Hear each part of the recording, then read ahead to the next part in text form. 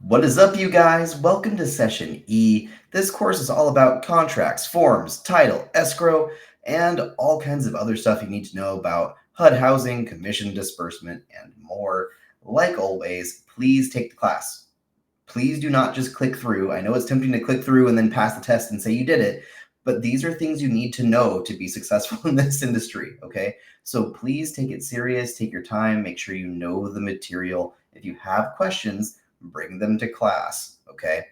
Now, at this upcoming lesson, we're going to be talking about appraisals and how to prepare for appraisals. We're going to talk about, we're going to role play a scenario where the appraisal is lower than the contract price.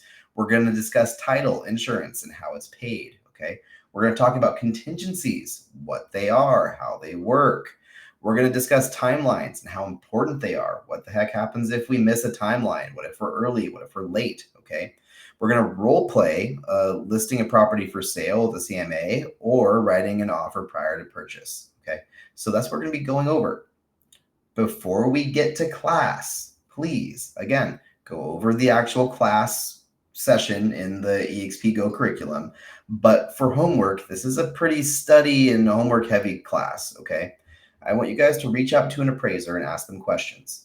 Ask them about their overall job and the scope of what they do. And most importantly, what should you do as a realtor to prepare for appraisal? We don't have really close relationships with appraisers as realtors. For the most part, we don't really talk to appraisers. They don't want to end up biased because of something that we did. So I don't really have close relationships with appraisers that I can recommend. Whatever area you are in, try to start building those relationships with appraisers from usually Google reviews is a great way to go. But if you are here in Chehalis, the only appraiser that I really have kind of a relationship with and can kind of recommend is Hamilton Appraisals. They're decent. But regardless of what appraiser you talk to, again, ask them about their overall job scope and ask them how to prepare as a realtor for an appraisal. The next homework is you need to study what to do if the appraisal is low, okay? We're going to be going over that in class. Don't come unprepared.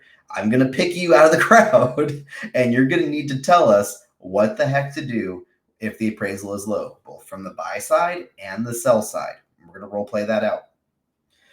Please study the types of title insurance, and how it's paid, what the heck it is. Now, when it comes to this, we're going to focus on it a little less because I feel like for this part, you should be talking to your title and escrow reps for a better answer than I could ever give you. But we will go over it a little bit. So please, again, study title insurance, how it's paid. Next up, study contingencies. Okay, we're talking all of the different contingencies and addendums and everything else. Now, the problem to being a realtor is you need to know all the forms in general, okay?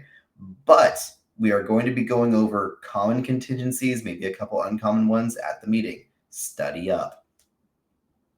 The next item is the importance of contract deadlines, okay? I want you to think about this for a second. You're under contract, your buyer or seller are making moves. What the heck happens if we're not on time?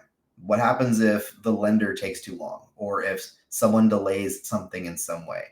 What happens? Okay. What happens if we're early? Is everyone ready for that? Think about the consequences of this, what it could do in real life. We're going to talk about it at the meeting. Okay. And last, and maybe most importantly, make another CMA. I don't care if it's for a buyer. I don't care if it's for a seller. We're going to be talking about a deal and how to navigate all of that. So pick a home, make a CMA, a new one. I know there's a lot of these in the class. That's on purpose, okay? You need to get good at making CMAs. So I want you to make a CMA ideally for something you are currently working on, whether it is a new buyer client, new seller client. Make some posts on Facebook. Hey, I have homework to make a CMA. Does anyone want one? Maybe you can get a lead.